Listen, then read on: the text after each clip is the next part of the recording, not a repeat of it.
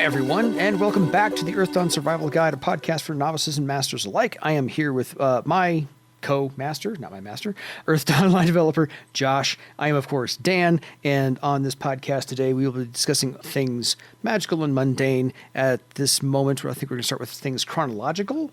Possibly later on, we'll see if we can get to things theoretical and magical. So...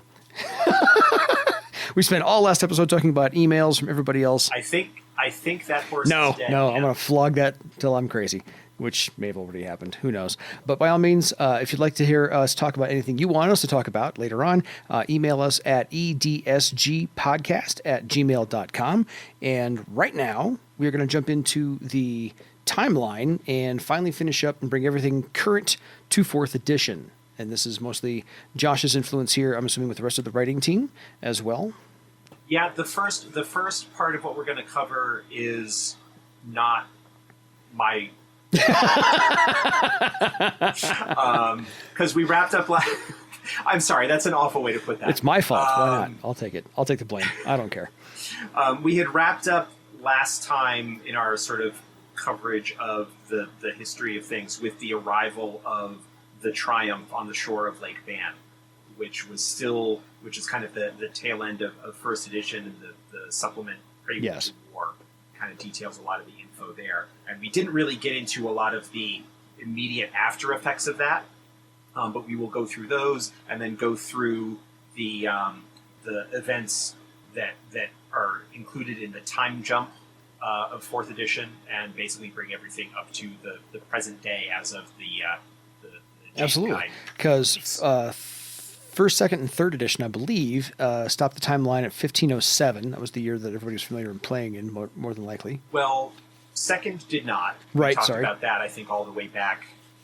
But, yeah. 2nd edition did their own version of the Second Theran War and some development beyond that. 3rd edition, because it grew from the classic edition, had rolled the timeline back, or also started from that same right before the Second Theran War situation, but never really advanced the timeline at all. So there's that little bit of difference. So we're picking up basically at that point where 2nd edition and 3rd edition kind of had their diverging so timelines. We are retconning is the word I was looking for. What 2nd edition did. Yeah. And branching off from... So, yeah, we have multiple universes. This is the infinite verse. I'm kidding. So, yes, in 1507, Varulus travels the pilgrimage route, flies off into a rage, and in 1509, General Carinci and the Triumph traveled to the heart of Barsave and landed atop the Aardelea life rock. Thank you for the pronunciation guide, because we answered that question a while ago, on the shores of Lake Ban, and... Basically, the Therans return in force to indicate that they are reclaiming the territory. Are going to try again to reclaim their territory. So it's a dramatic show of force. And very soon after the Triumph lands, King Varulus III is found dead in his rooms by his son. Yes. Nedin, I think you're right. I don't have Prelude to War. There's an actual little short fiction piece right at the beginning of The King is Dead that basically describes the discovery of his body. And I'm pretty sure it was Nedin that did it. And all signs to begin with pointed to the Therans being responsible, with the Triumph having just recently landed and then the king showing up dead, especially in a manner that was reminiscent of what had been done to Nedin during the attempted rebellion many years earlier. All evidence basically pointed to the Therans as being responsible. They were not, but Nedin, being a hot-headed, brash young warrior, basically mobilized the army and marched on the Theran forces. Yeah, and met them at Prajjor's field in a battle that was a pretty devastating loss to the Throlic forces. Thera was not actually looking to fight at that point, and so didn't really want to, crush the Throlic army, but also there were Theran agents who were aware that they didn't kill Varulus and were more interested in, defending their position on that. Yeah, defending their position and revealing that it was, in fact, agents of the Denairastas clan of Iopos from the northwestern corner of Barsave that were actually behind it in an attempt to get Thrall and Thera at each other's throats. This was something of a big revelation at the time, because there hadn't been a whole lot of information revealed about the city of Iopos and the people in it, and just basically the revelation that, oh, these are bad guys. and a different kind of bad guy, in a sense, from the Therans. The Therans were pretty much a straightforward, imperial domineering power, but the Denairastas apparently were kind of sneaky and underhanded and the usual. And, yeah. I think the actual quote from the general, not in the book, of course, but I overheard him say on the battlefield, we didn't kill your king, but if you want to fight, here's an ass whooping. So, because they did. That battle took place over 2 whole days. And yeah, after they lost, Nedden started throwing down the path of military expansion because he really wanted to get them out of there. Yeah. In kind of a continuing the family tradition of anti-Theran activity, and basically having a moment to come to terms with things, recognize that in the same way that Thrall had defeated Thera the first time, and that was by basically forming alliances and bringing together diverse powers, that was going to be needed again. And so there was a stretch of Cold War, for lack of a better term, where Thrall was working to build its alliances in order to get ready for the inevitable battle that was going to come, and at the same time trying to gather information about this new threat from the north in the form of the Denairastas. Yeah, because this kind of changed the political climate in Thrall, where half of them said, you know what, Theron's might is pretty darn big. We should just kind of make peace with them and figure out a negotiation strategy. And the other half said, oh, no. Bring it. We're going to go fight them off again. And Nedden, of course, was harboring that right after the death of his father. So he was channeling his grief, I believe, into action, which in the initial, warriors do. I mean, as a warrior, it makes a lot of sense. It was totally in character. Oh, absolutely. And in the sort of background of all of this going on, the orcs started migrating. I was just going to get there. Yes, they sent out letters all titled the Seeds of a Nation, and they actually wanted to... They saw what was coming from Thera and Thrall, and they figured they might need to regroup their nation and not be so scattered across all of Barsave and actually create their own land again. Yeah, this was largely the result of Krathis, who was the descendant of a legendary orc figure called Prajjor, yes. Who was the one that, according to legend, originally led the orcs out of slavery centuries and centuries ago, and originally founded the orc homeland of Cara Fahd. Krathis was apparently a descendant, grew up as a slave, and was inspired by the passions and traveled to the east, and then returned bearing these letters, the Seeds of a Nation, and basically became a sort of messiah figure. And in really sort of independent of the sort of Thrall and Thera conflict, but basically, the orcs, have been a scattered people, and now they need to come back and reclaim the land that was their birthright. And so, not all of them, but many of them did so. The vast majority. Yeah. And in fact, in one of the sort of there was a brewing conflict between Throllic scouting forces and some Therans, and just as they were about to come into conflict, basically the ridges around the area where they were going to fight suddenly had, scores and scores of orc cavalry atop them, and Krathis basically said, hey, you're on our land, get out.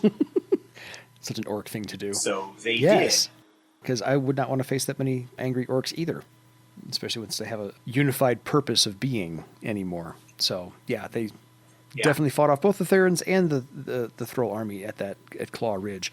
So, I mean, ostensibly, Cara Fahd and Thrall were allies, because Cara Fahd definitely didn't want to have anything to do with Thera because of the Theran support slavery and the continuing practice of that. But Krathis had two main things to deal with. One was actually trying to forge a nation out of, what to that point had been generations and generations of semi-nomadic Yes. tribes without any kind of loyalty to anything but their own families. And not to insult orc fans, it's like herding cats. Orcs are awesome. Oh, I love orcs. Orcs are great, but you've got all of the difficulty that would be involved in that.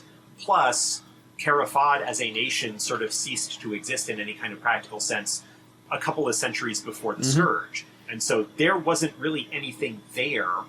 So obviously, it was not there.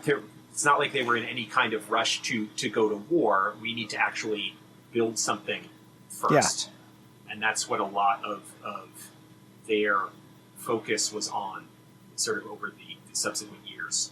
And Cara Fahd is actually a pretty cool place, I think, to adventure. Very kind of Wild West in terms of the opportunities that are there. It's a very young nation, a lot of stuff like that, and a lot of interesting potential political conflicts and whatnot that can spring up there. So, yeah, no, it's pretty cool. But that basically, Cara Fahd being a bulwark on the southwestern corner of Barsave, basically, if Thera, basically Thera would need to deal with them in some sense because they were on the doorstep of Vivane and Sky Point. So all parties at this point, once that thing at Claw Ridge happened and Thera and Thrall kind of started amassing their forces, they spent the next 3 years. So we're looking at, 1511, 1512, I think? Yeah, something along those lines. Yeah, about 3 years. 1509, according to our official timeline in the book here, is when all of the events of Prelude to War basically happened, with the Triumph landing kind of early in the year, and then Cara Fahd declaring sovereignty kind of later on. So so that was kind of that, and then things kind of stabilized. And then in the first edition development, you have a couple of source books in the post Theran, the post Prelude to War era, that the books all kind of would have a year that they were sort of set. You've got the Crystal Raiders and Cara Fahd books. You've got the Secret Societies. The Theran Empire book, I think, actually is sort of set in that post Prelude era as well. Although it doesn't have a whole lot of direct bearing so much on the situation in Barsave, except perhaps as a recognition that there was more than just there was more going on. But yeah, so things kind of stabilized in that point, and as it was leading up to just before the first edition line was closed, we were at 1512, roughly speaking, in terms of the official campaign calendar. Yeah.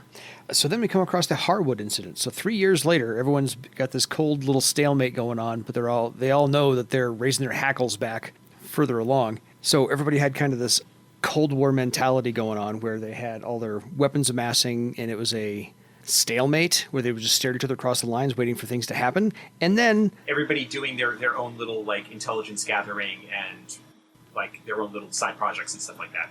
Totally. And then, once upon a time, in this year, 1512, Theran Patrol encountered a Throlic merchant caravan on the plains north of the Triumph, and a running battle broke out between the caravan guard and the Therans, and moved from the open plains to the nearby town of Harwood.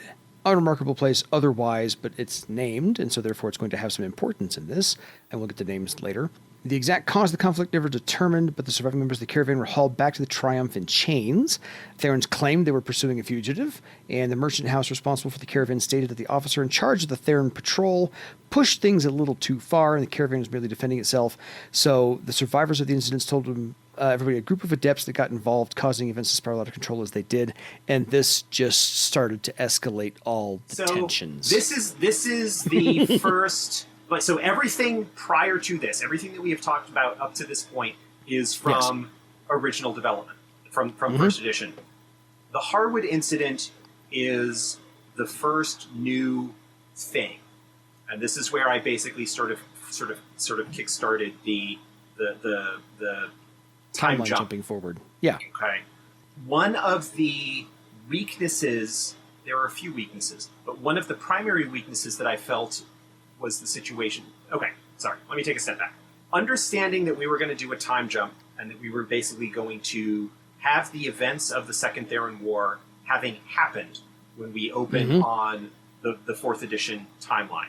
Yes. I think I've talked about this in the past on the show, but just to basically mention it again, starting out I was really not confident in the ability to address the war as a supplement the way that second edition did, or the way that was sort of originally thought about for first edition. Fair. I thought that the broad strokes of the outline that was in place, that had been released and shared by Lou, upon which Living Room Games based their version, was good. There was because it was all based on stuff that had been there before. I didn't see any real reason to change that at all.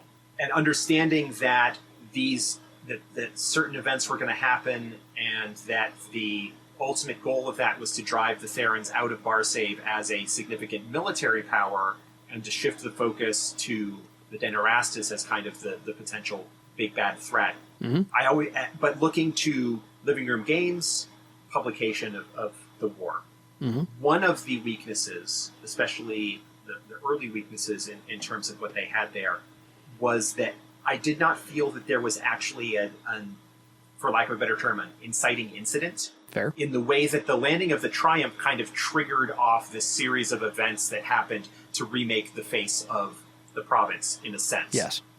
That the Living Room Games version of the war and the outline all kind of were along the lines of, okay, well, Thrall has slowly, over the course of these past few development books, been building alliances, and there are storylines where they have kind of made deals with some of the Trollmoots and Cara Fahd and blah blah blah stuff, stuff like that. And the Secret Societies book describes some of the activities that, like the Life Rock Rebellion and things like that were taking part. So we had a kind of a shape of what was going on that was leading into this, and the outline and Living Room Games version all kind of started things off with, and Nedin basically releases this declaration, which is, for lack of a better term, a declaration of independence, saying, we are not going to, we are not Theran servants, we are not Theran lackeys, we are independent, and we are going to fight them out. Yes. It always felt a little bit weird to me that he would just send that out. I felt like and he decides to send out this document, I don't know. Based on, yeah.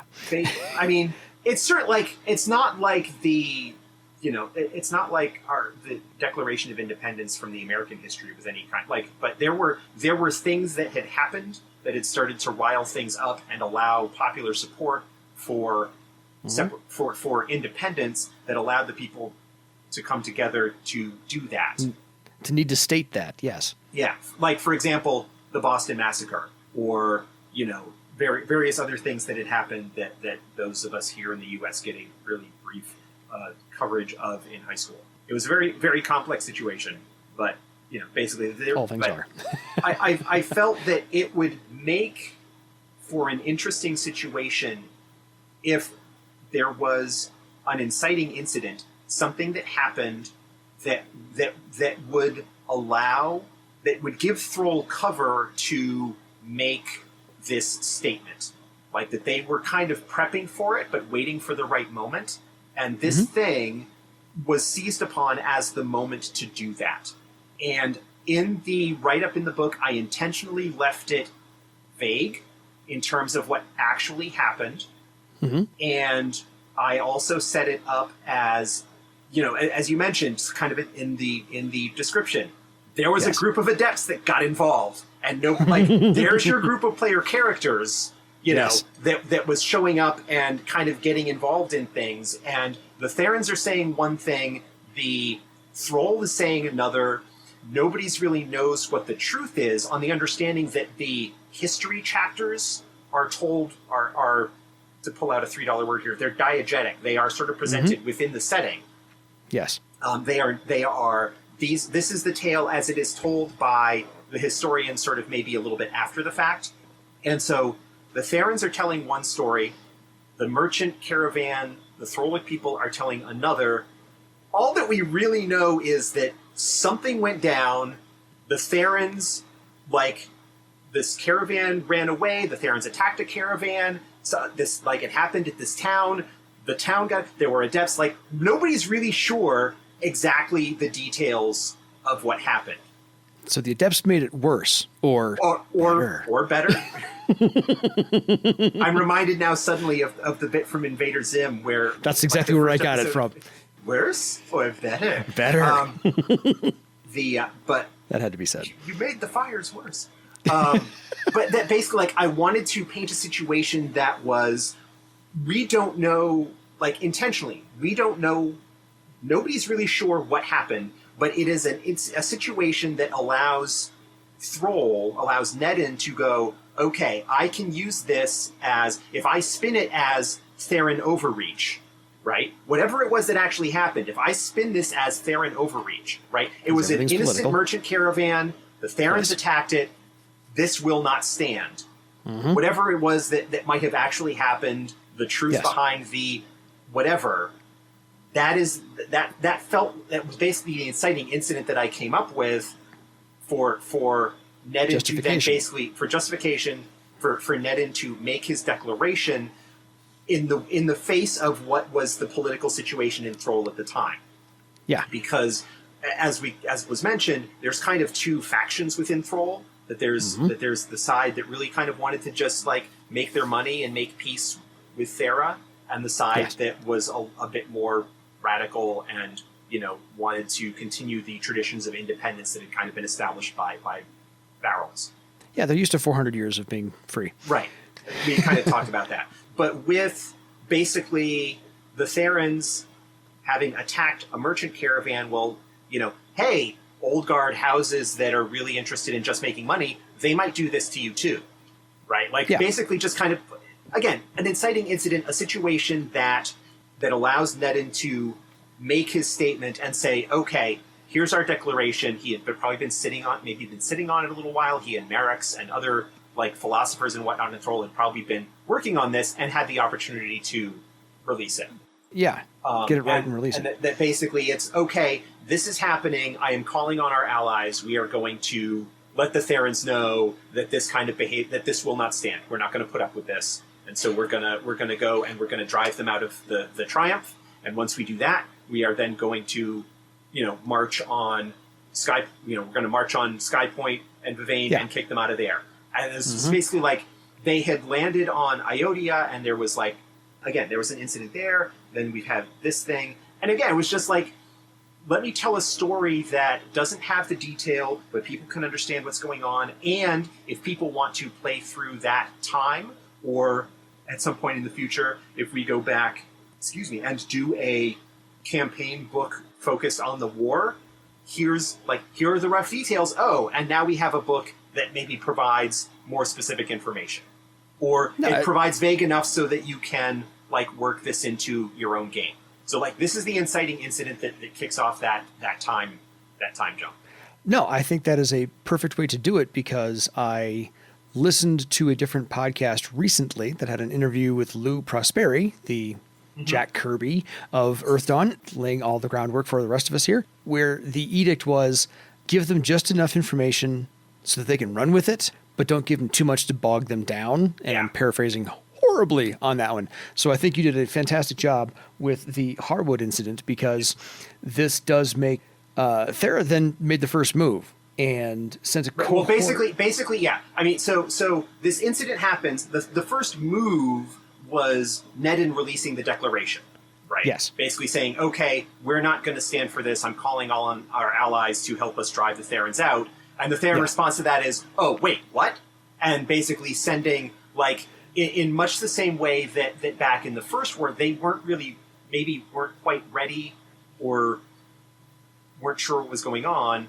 Yeah. Like, sent some troops up to, like, in the aftermath of this, sent some troops up to Bartertown. Yeah, to Bartertown and to the gates of Thrall, and to say, like, hey, guys, you know, like, basically, remember the last time that you said, like, you know, remember, like, 3 years ago when you, like, came out to march against us and we kind of stomped you? Do you really want to do that again? I mean, there's no need for, like, if you guys would just behave, we'll... Remember that fight you didn't want to have to an ass whooping you actually got? You want to do that again? You want to do that again? You know, and so, like, basically the Therans appealed to basically rather than appealing to Nedin, we're appealing to the Throlic citizenry and said, hey, if you turn him over to us, everything will be fine. Like, we won't attack you. We'll let you go back to doing your thing. We'll take your king away and you'll be good. Yeah, like you can, whatever. And if you don't, it's an act of war. Yeah, and basically turn him over as a gesture that you are going to submit to our authority. And if not, then we understand what that means and face the consequences. Yes. Again, like as is in the text there, like nobody's like, again, the reasons why this is happening is not completely clear.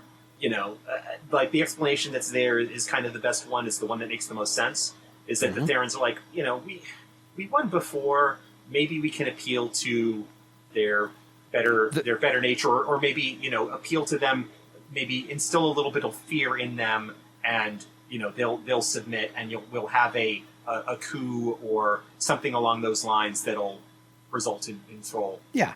They're trying for checkmate. First move instead of last move. Right.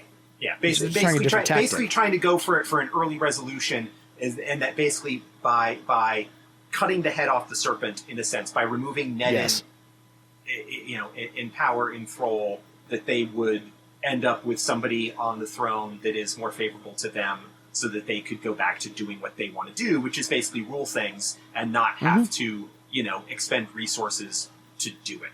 Exactly. They like a minimum of effort. And basically the Throlic response was no.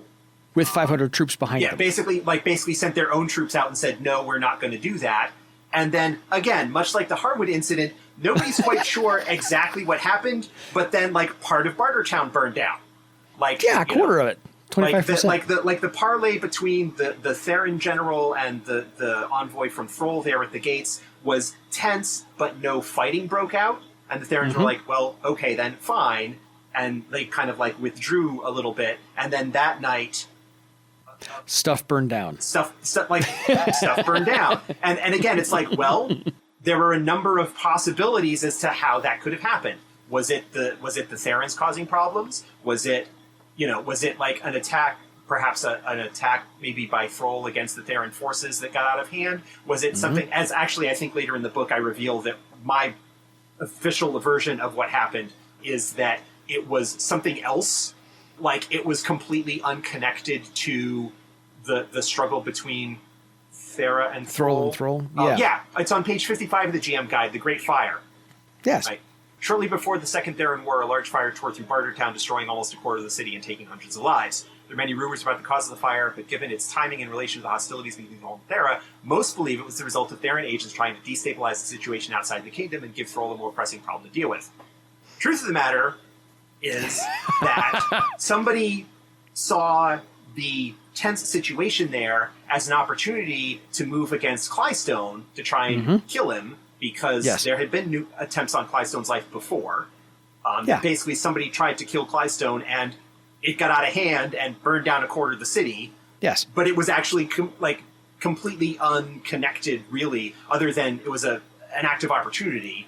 And so consequently, again, it wasn't Thrall, it wasn't Thera necessarily, but each side would blame the other for what might have happened. And, again, things... Oh, somebody had huge cojones trying to take him out with two standing armies next door. Yeah. But again, it's like there's an awfully convenient cover. Yes. If this goes, again, everything's political, people. Everything's political, but the idea of sometimes stuff just happens. People sometimes make rash decisions, or decisions that might seem good in the moment, and things spiral out of control. And little things can make a big difference. And so consequently, you've got okay, there's this incident, Thrall makes a declaration, Thera kind of makes overtures as look, we don't really want to go to war with you guys, but if you're going to force our hand, fine, okay, well, you're on notice. And then something else immediately happens that is, the timing is convenient enough that it just basically inflames tensions even further. And now basically at this point it's, Thrall's response is, oh, hey, we told them to stuff it, and they tried to burn down the city in their wake. Exactly. You know, and so now there's even It's more, on now. yeah, and now there's even more justification. Again, just like using what is available to like drive the political direction and the discourse of what's going on. And so basically with this second lesser, completely unconnected but still notable incident, and I wanted to shake things up and that's just like, well, let's shake things up in Bartertown a little bit. Yeah, because it hadn't been shook up before. Yeah, it's like, I mean, it's like we discussed in our episode on Bartertown a couple of episodes ago. It's a sort of glorified tent city with tight quarters and not great construction, and fire, like historically, is like a really bad thing. And a fire breaks out in a place like that, and even with elementalist magic and stuff, it's possible that it can do a lot of damage and cost a lot of lives before it's brought under control. And that's basically what happened. And it allowed me to, like, I wanted Clystone to live because Clystone is a great character, but I wanted it to kind of change the situation enough where he would perhaps be a little bit more paranoid, would shake things up. Again, just a little bit, like, it doesn't radically change the face of things, but it is a little bit of a change, and just kind of like the escalation of events leading up to things kick off, and it just kind of starts rolling on its own momentum. Oh, yeah. That's how stuff happens. It's entirely in some ways. The Gulf of Tonkin for Vietnam comes immediately to mind because I read about that recently, and just that spiraled out of control like crazy. So it's just one little incident causes another one, and if you've got a situation where one or both sides are really interested in pushing towards a particular objective, they are going to capitalize on that. And while they're going to find a way to get there. Yeah, and while, Nedden's ultimate goal was to drive the Therans out, the Therans had kind of conflicting things, is that the general in command of the forces in Barsave wasn't particularly interested in having a war, because wars are costly and like waste resources, and he doesn't really want to. But he has pressure from his boss back on the island of Thera, saying, "Hey, have you sorted this thing out with those peasants in Barsave yet?" He's kind of, I'm working on it. They are commanders, they are leaders of large forces, but they're people too, and they've got their own like goals and agendas and stuff like that. And so, just basically it's like, okay, we're going to have the war. Let's have some stuff happen that just basically makes that inevitable. Yes. Like that there were, and again, like these are things that, looking at it sort of in hindsight, these are events and things that are going on that player characters could become involved with or could have been involved with in terms of what's going on. Yeah. One of the troubling things with Living Room Games Barsave at War, but even just the concept of the war supplement, is that it's a very, very large scale kind of operation. And that can make it difficult for player characters to get involved and feel like they can influence things. Yeah, affect some of the outcomes or events. Yeah, and I mean, it can be done, but you really want to be careful not to turn the events of something like that into a theme park ride, where basically the player characters are just kind of going along witnessing the things that are happening, which is part of the reason why I was a little bit reluctant to address it as an early supplement with the war, is just how do you handle that? We've got a lot more experience now handling adventure design in terms of like allowing the protagonists to continue protagging. So, well put. So then we have the war.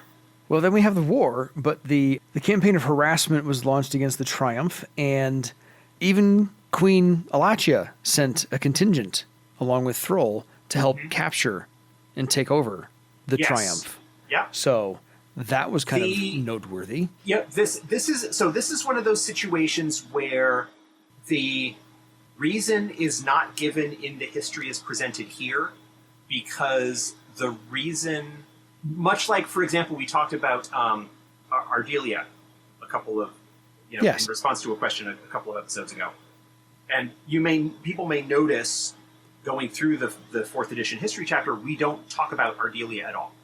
because while she is important in the sense that like player characters who might have gotten involved with their story, whether through Infected or some of the other related events, her story is not really important in the bigger picture of the conflict between the nations. It's a great story. It's a personal story. It's a valuable story, but it is not one that the historians are going to be concerned with, right? Like the player characters who were involved with her care. The great dragons care. Hefera, while he was still alive, cared. But like her story, she is just in a sense, she is just one person who's kind of caught up in the wake of events that are larger than herself. And so she doesn't appear in the fourth. Her story still happened, but it's not something that the historians would have recorded. It wouldn't have mattered in the sense of, oh, we're telling the tale of the conflict between Thrall and Thera. Oh, and by the way, here's this entire like sidebar about, well, one of the Therans that was there did this little side thing where he was interested in this girl and whatever. Yeah. Why is this important? We don't know, but we're going to mention it. Yeah. It didn't seem like it was something that fit within the scale of the history chapter. In much the same way, because of how insular and secretive the Bloodwood is, the reason why Alakia decided to support the troops, to support the attack on the Triumph with her own troops, is not revealed, because basically the assumption would be, oh, well, obviously overtures had been made to her by Nedin for support in terms of, because obviously the antipathy between the Bloodwood and Thera is well known. Maybe she will help us drive them out. And so there were some assumptions, I think, that the historian might make. It's just like, oh yes, and they sent a small token of troops as well, and like the reason why isn't addressed because it's not important in the grand scheme of things. In the original outline, it was that the dragons did something that sort of manipulated events to, basically get the Bloodwood involved, and the extent to which what exactly they did, left it open. Yeah, because that happens. Because dragons work in mysterious ways. But I mean, the fact that the dragon's involvement isn't even really brought up at all. It's just, oh yeah, obviously she would have sent troops because Bloodwood and Thera didn't get along, and they probably asked for some help, and boom, going from there. So yeah, this actually the capture of the Triumph is where you have a whole bunch of forces finally acting as one, and instead of acting rashly, King Nedin finally had a plan of attack that they worked on a little bit. So you had the Scrying warships bombarding from the rivers, and you had air forces acting as escorts to the ground troops, and so you had probably some Troll Sky Raiders in there as well, and you had Elven forces and Dwarf forces and Orc forces all happening at the same time. But then again, you notice in there, again, the appearance of, this ruse was intended to sneak several elite adept groups inside the protective dome. Like, again, here's our little bit where our player characters might have been involved. Trying to follow the original timeline, the original outline, and the Living Room Games version as much as possible, because I knew that there would be people that had been played through that, and so like kind of going, so that kind of stuff. Yeah, so all to sneak people in to capture it from the inside. So work in your gaming group right there, folks. That's how you do that one. That's how you do that. So the Triumph was granted back to Omasu, and he started using this as a way station for the Overland Trading Company, which is also in the very far north, between the Bloodwood and Parn.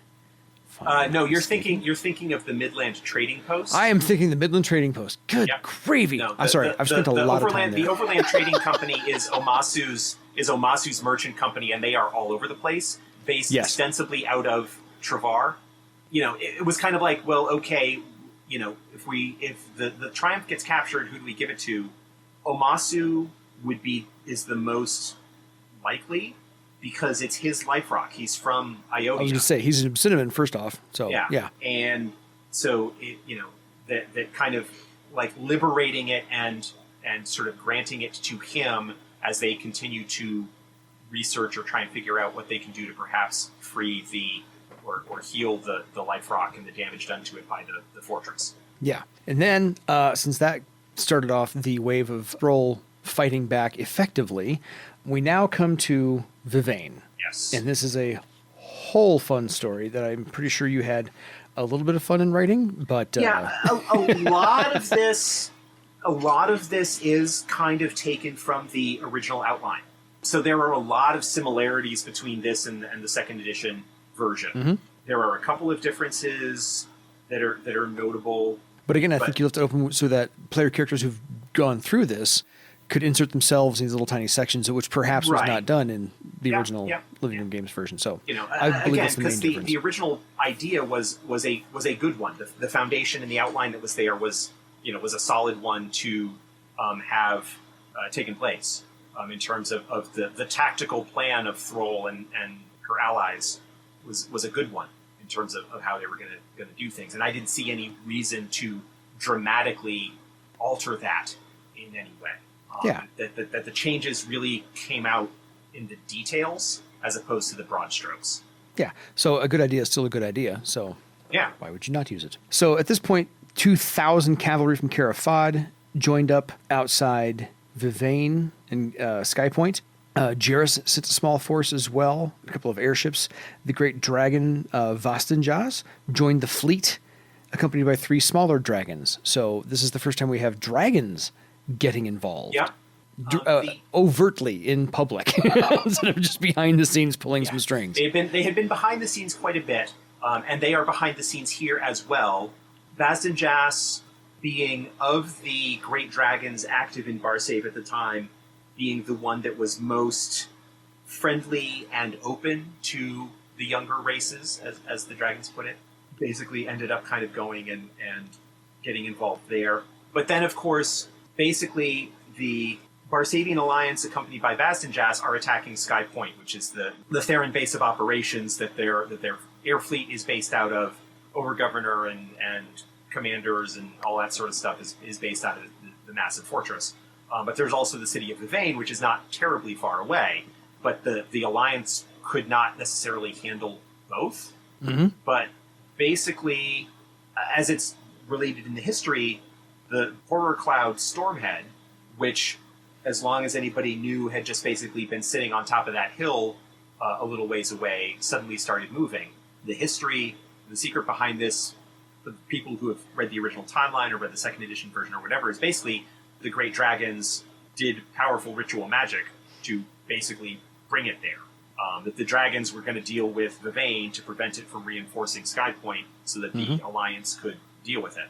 This is one thing that was changed from the original outline by Living Room Games, and I changed back, because if you go back and you read my original review of Barsave War, which I wrote 17 years ago or so, that this was like one of the bigger problems that I had. Living Room Games changed it so that what the dragons did was cast a ritual that was going to put like a citadel-like dome of elemental air over the city to prevent people from going in and out. And that it was this ritual that drew the attention of Stormhead and brought it to the city. Whereas in the original outline and in the 4th edition version of events, the dragons intentionally cast a ritual to move Stormhead onto the city. Which is just one step removed, so it makes more sense. Yeah. Well, it's basically that ultimately the dragons, they're dragons. Like, they don't really care. They're not nice. They're not, I mean, they're ostensibly on the side of the Barsavian Alliance, but that's mainly because they have no love for Thera and want to stick it to them if they can. And they have their own pawns and powers and whatnot involved and really don't want the Therans mucking about with them. We will talk about why in a later episode. Maybe. Yes. but that's basically it. But the dragons aren't nice. The dragons don't really have, even the nicer ones like Mountain Shadow and Icewing don't really care about the lives of individual name givers. No. And much like when blink in the eye to them. Much like back in the days before the Scourge, when Thera was sort of first looking at sharing things and made the move against the dragons, and then Icewing showed up and the dragons killed a whole bunch of powerful people. The dragons are basically taking this moment to remind the Therans of why you do not mess with dragons. Yes. Basically. And this is something that, again, the lesser people get caught in the crossfire when you are dealing with like the struggles and conflicts between incredibly powerful beings. Regular people just get smushed. Like, it's the collateral damage that happens when there is a war, and it's not cool. It's not. It's kind of a crappy situation. But the dragons live for centuries. The dragons, like some of the great dragons, were around from the previous Age of Magic. A city isn't that big a deal. Like the couple thousand lives or whatever that might be lost as a result of this, it's nothing. It's grass under the feet of two bull elephants fighting. Yeah. That's exactly how insignificant that is to them. You know, I really think that, especially if you look at some of the other stuff that was going on in events, like with Aardelea basically being caught up as a pawn in the games, you know, with the dragons, and like the things that are going on, I think that there is a really strong theme there of the dragons. Anybody powerful has their own agenda and is trying to push like their own goals and objectives. And if they might be decent to you, or like if you are not in the way, then that's fine. But sometimes you're in the way, and you're in the way. Get smushed. And so, you know, just like dragons aren't nice. Dragons shouldn't be nice. Like, as cool and personable and whatnot as Mountain Shadow and Icewing and stuff are kind of portrayed, particularly when you look at Mountain Shadow and Dunkelzahn in Shadowrun as like this kind of like benevolent, like good guy. You also have Lofweir, you know? You've also got Usoon, who really doesn't give two bits about any person, you know, that's not a dragon. And so, like, the dragons are going to do what they're going to do, and, you know, a few thousand people are going to be squished.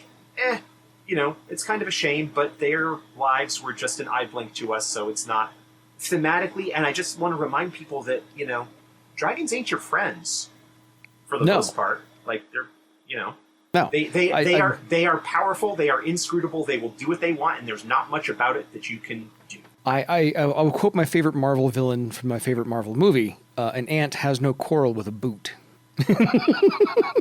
You know, so there was that. Basically, the bringing of Stormhead was in the original outline, but making it be a deliberate act by the dragons is a lot more powerful and thematically resonant, I think, than also just the fact that, like, the great dragons who have lived for thousands of years and know more about magic than anybody else miscalculate and don't realize that this thing that they're doing is going to draw the horror cloud.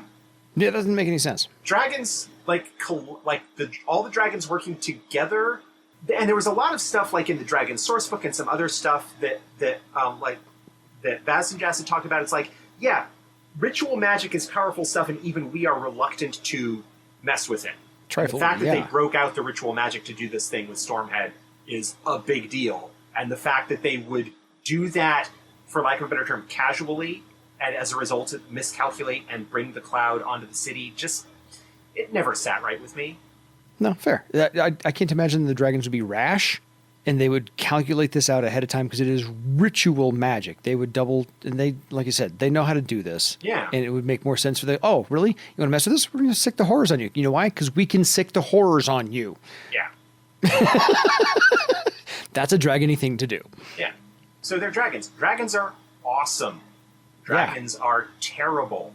Dragons I'll take an Earthdawn dragon over a D&D dragon any day of the week. So I cannot now remember the exact quote, but basically in the Discworld novels by Terry Pratchett, there's the one, I think it's in Lords and Ladies, which is the one that has the elves crossing over, and it's talking basically them as the, like, the old school style fairies, that they are wonderful and, you know, awesome and, like, all these words, and it's like, the last thing they are, however, is nice.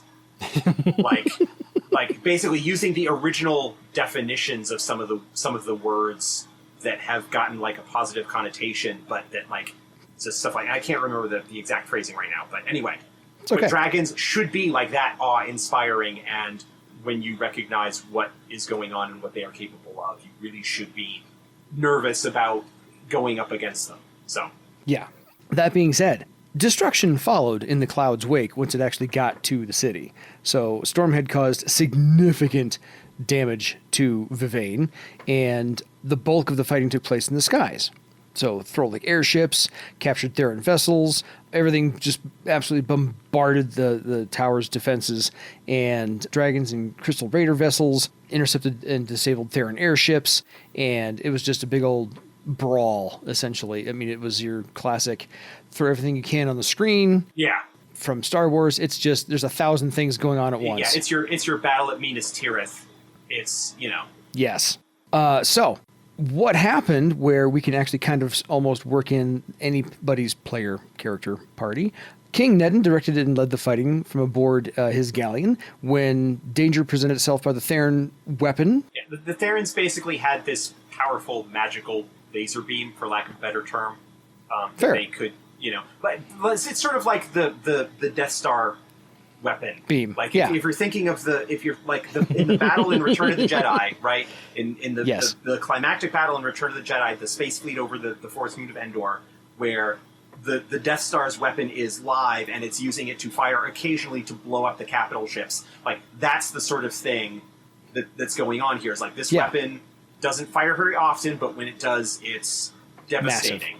And Yes. so consequently recognizing that needs to be taken out, Nedden aboard the Millennium Falcon, King's Justice. decides to fly into the superstructure. No. Exactly. So he brings along with him a strike force of elite adepts. Hint, hint, wink, wink, nudge, Hint. nudge. Yeah. Yes. And got through all that and a massive wave of magical energy from said cannon. Again, where the defenses will not allow a larger vessel, a smaller Exactly. one might slip through. Exactly. And ending the discussion about power versus agility. So agility wins. So the horror cloud over Vivane, easily visible from the skies, broke into several smaller pieces and began drifting away at this. And somehow the Theran weapon exploded. Yeah. We're not entirely sure how. Sending out several blasts of magical energy at once, several airships, both Theran and Alliance, damaged by the blasts. Yeah, this is sort of something that is from the original outline. Yes. This connects to the locus under Vivane, and that the Theran magicians were more or less tapping into that magical energy to power the weapon. And as a result of whatever happened, as the weapon was disabled, basically caused the feedback that basically sent a magical spike, temporarily lowering the magic level of the basically something super powerful and bizarre happened magically as a result of they reversed the feedback. polarity. Yeah, they reversed the polarity of the main navigation array. Sorry. But yeah, basically they needed to disable the weapon. It's a powerful weapon that is connected magically with stuff, and Yes. There's basically a big magical backlash that happens. Yeah, and part of this explosion actually sent a shockwave or an after effect or shrapnel, take your pick, to actually strike the great dragon Vastanjas himself. Yeah. And we're not sure if he's dead or not. Oh, he's dead. Okay. Oh yeah, no. It's fairly clear that he is. What's not clear is whether the explosion killed him or whether his exact if he got cause wounded of in death air is not and known. then gravity killed him when he hit the ground. Yeah. Whether The impact. he was just whether he was killed by the blast or whether he was just knocked out and then died when he fell and something landed on him or whatever. But basically big explosion, lots of chaos. Things happen more. Basically with the loss of the weapon, the Therans realize that they have lost, basically. Mm-hmm. The Overgovernor basically turns tail. Basically the cloud has hit Vivane, big explosion on the deck of Sky Point, lots of damage to both Theran resources and whatever. Basically, that this is the the Therans kind of retreat, leaving some people behind, but basically the higher ups, the governor and generals and stuff kind of retreat, and so again, we're in the this is in the space of big explosion, and then the next several paragraphs are things that happen over the course of the next probably 10 to 15 over the course seconds. of the next, well, not seconds, but happen in relatively short span of time. And because of the chaos of what's going on in the wake of the explosion, what is the, again, historians have a hard time piecing together the specific exactly what happened. Why things happened. These all took place in the midst of a war. We know that these things happened, but we're not exactly sure why, because many of the people that would know are now dead. Yes. So, explosion. Vazinjas is killed in that span. This is like a John Woo film. All of a sudden, everything slows down after the explosion, and you get little snippets in slow motion of everything that's happening over the next... Flagship of the fleet, the King's Justice, plows itself, basically crashes into the one of the support pillars of Sky Point, that basically damages the structure, and it is very rapidly. It's oh well, I'm going to wreck it, and basically everybody kind of pours the firepower on and basically collapses Sky Point down onto the ground below. Terra firma, 800 feet. That's basically it. And that's the end of the battle. The King's Justice, the flagship, is lost, buried in the rubble of in the rubble. Nedin is lost, presumed dead, body never recovered. But the battle is over. The Therans have retreated.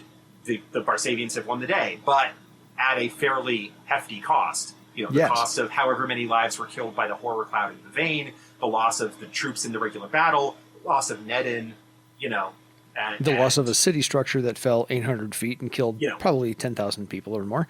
Well, killed lots and lots of people. Yeah. But it's basically, and then the dragons show up and do their ritual stuff over Vazinjas' corpse. In terms of protecting. A week later. Yeah, King Nedin's never found, and and Mountain Shadow shows up, burns Vazinjas' corpse with fire, so that can't be reclaimed or used in any ritual magic or pattern discovery or anything like that. Yeah, and then we get into basically cleanup, the aftermath. Always. Yeah, this is just, there's a lot of unrest in Thrall, and Iopos took advantage of this to explain their influence as well, which is, of course, probably going to come up in the Iopos book. Iopos takes control of Jairus. And again, some of the stuff that is talked about in this tail end of the history section gets addressed in the setting chapter that follows up as to what's going on. But Thrall. I mean, there was no heir. We had talked about what is going on with the Thrallic kings and Nedin's line. He had no heir, and so there was no clear succession to the throne. Nope. There's the aftermath of just basically kind of cleaning up after a war and the loss of troops and stuff that are involved there. Thera has retreated. It is a fantastic opportunity for Iopos to make a play to expand their own control and to establish them as these are you're going to need to deal with them eventually. But Thrall is all focused on we need to determine the line of succession, and Kovar, who is the current king, was basically completely made up on my part because I didn't think that there was anybody that had been presented in any of even the later source books of First Edition as an individual in Thrall that would actually take the throne. There are people that would be involved in that choice, like Selenda, for example, who was the sort of head of the most senior rival house to House of Alas, which was the royal family. She would be involved, but she would not become king. And I just kind of felt that I didn't want to go into and now Thrall is going to have a civil war, in the wake of that.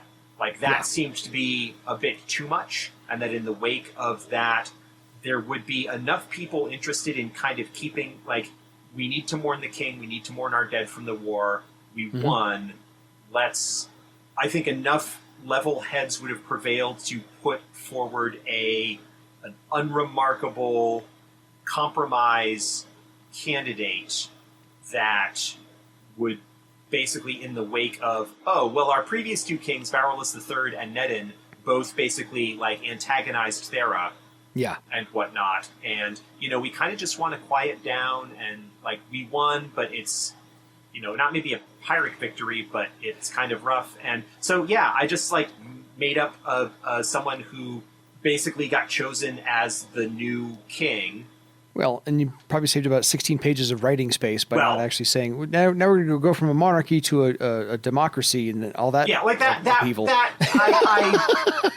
I didn't see that happening. I would, think that that again there would be enough situation. I wanted Thrall to be a little bit less of a power player in the province, just because it would leave more opportunity for player characters to actually get involved and act as troubleshooters, rather than necessarily need to, we can just run to Thrall and they'll come and solve our problems for us. But also just in the wake of an event like the Second Theran War and the tragedy of losing Nedin, who no body was found, people can do with that what they want.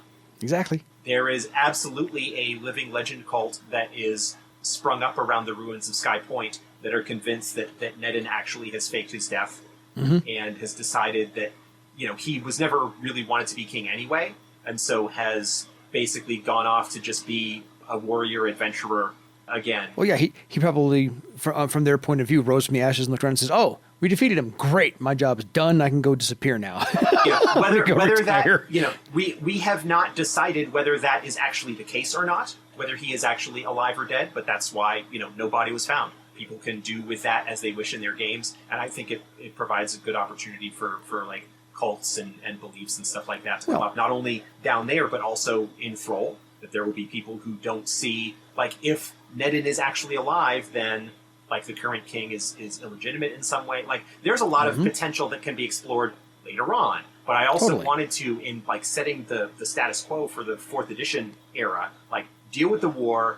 Let's do some things that establish a new status quo that is really good for getting into the game and adventuring and stuff like that, and leave some room to explore for future setting development later on. It's like being in Star Trek and you've got the Romulans and the Klingons. You've got two enemies on two different fronts. And so now you've got the Denairastas clan and Iopos, and you've got the Therans on the other end of the world as well. So either one can make a power play at the same time. If you're in Barsave and you're a Throwlight, is that right? Is that the right word? If you're a Throwlight, then you got to make sure you're watching out for those and the horrors, because they're always lurking in the background as well. So you've got plenty of movers and shakers going on. And as we said before in the last podcast, this one, everything is political. So you've got oodles of storylines you can go with. You can send your players out on an espionage run to Iopos. You can have them intercept all kinds of other things, other assassination attempts on the new king that you've got there as well. And so you've got just a whole bunch of more things you can actually do now that there's a little bit of unrest in Thrall. And as you said, their power is reduced. Yeah, I mean, there is, like, we had a period, and this is one of the problems with metaplot games and settings that grow over time, is that, like, you will tend to have, as you have events that happen to advance, to, like, for player characters to get involved with and advance the story, that you will, like, have a long period of time of, like, not a whole lot happening, like, historical background setting writing-wise, and then you suddenly have this span. Like, if you look at it, it's like, like 1506 or whatever, like, things are, like, there was the first Theran War, there was the Theran War that was a few years ago, but things are kind of stable right now, and then suddenly we get the Triumph Landing, the king getting assassinated, Cara Fahd being reborn, within 2 or 3 years of that, in 4th edition timeline, the Harwood Incident and the Second Theran War, and like Nedin dying, and like a whole bunch of stuff happens in a relatively short period of time, and it can feel like everything happening at once. And then so it's like, let's have a period of a few years where everything is just kind of settling down and maybe not getting back to normal, but settling into a new status quo. Yeah. That then kind of gives things a chance to breathe, gives time for, like, peoples in their own games to maybe have had some other stuff happen or whatever. No, it mimics the lifespan of a people on Earth right now, which is most of your life is just kind of routine and things don't really happen a lot, and then all of a sudden major catastrophes happen, and then those are gone again, those are resolved, and you move on with your life, and you have 2 or 3 years where not a lot happens again. So yeah, so that's, I mean, that was, Thrall is still there. There are still individuals in Thrall that will want to be involved and have influence on what's going on. Mm-hmm. But the broader political will within the kingdom to get involved in things might not be there so much anymore because of the heavy cost of the war and driving the Therans out. Yeah, it was successful, but it came about because Varulus and his son pushed us to be more involved in things, and well, my boy didn't come back from the war. Maybe that's not such a great thing. Yes, that's not a great thing. So that pretty much gets us caught up to current day in Thrall. Current year, I believe, is 1517. Yep. So we advanced the timeline about 5 years. Yeah. Well, 1507 is where things. Yeah. I was going to say 8 years from, or 9 years roughly from the end of the first edition, where things kind of stalled out in terms of plot advancement. Yes. But basically, like 5 years from the Harwood Incident to the present day, because it was, even with it's not like it suddenly went from the Harwood Incident to war. There was still time for stuff to build and whatnot. And transpire, yeah. It was like, the succession was debated in 1514, which is a couple of years after the Harwood Incident. So there was still time it was happening, but basically it allowed a little bit of a skip ahead, and we've got a new status quo that has things that are familiar, but also new, and, just kind of trying to set an area that allows for adventure and allows us, as we continue to work on things, to, start telling some new stories. Give us room to play. Yeah. And if I was going to say, to wrap up, if anybody has any more specific questions about some of the stuff here in this latter part, feel free to write an email, edsgpodcast@gmail.com. Yeah. As always, we appreciate your listening. Spread the word. And I like seeing, actually, in the emails that we do get, like how multiple ones have said, hey, I'm getting back into gaming, or, with Earth Dawn, or I'm introducing new people. That's really cool to see. I love that. I think that's fantastic. And the goal ultimately with the update of the timeline for 4th edition and setting things the way that they are was giving people a place to set their own stories and to make their own bar save out of that. Yeah. And as we develop, we may have some things that change, that change the face of things a little bit or whatnot. I mean, we've got like the Legends of Barsave living campaign stuff that's got all of those adventures that are set in Haven. Like those are telling a story that is ultimately, when it's done, going to have shaped the present day situation of Haven and to kind of steer its future in a sense, because the choices of the people that play in those games at conventions or report to us from their home games or whatever, they actually do inform some of what is being developed for the later adventures in that series. So there is some of that is going on, just nothing on the Prelude to War scale. Nah, it doesn't have to be anymore. No. But that's why I close every episode of this by saying thank you to Josh for keeping the light burning for all of us, because that spark from his fire, keeping the torch lit, has now, for at least the last few emails we've gotten over the last few episodes, created a spark in everybody else. And we all know fire burns and burns crazy sometimes. So burns like wildfire is a phrase, and I'm going to go with that. So by all means, everybody, sometimes it destroys 25% of Bartertown. Sometimes it does. But by all means, thank you to Josh for keeping the light burning, and for everybody else who's getting that spark to play this game again, reinvigorate yourselves and introduce it to other people and get their fire burning as well. Either tabletop game, be more social, take your pick, and by all means indulge in 4th edition. I don't care if you're playing 1st, 2nd, 3rd, or 4th. We prefer 4th right now because we're plugging that hard, but the work has been put in, and Josh and his group are expanding the line as much as they possibly can, as fast as they can, and as adeptly as they can to get the feel right from here on out. So thank you again, Josh, for allowing me to be your co-host on this. We have many... For coming along for the ride. Oh, total. We have many, many episodes planned, so we're not going anywhere anytime soon. So for now, folks, we thank you for listening, and it is time for you to go make your own legend. Be good to each other.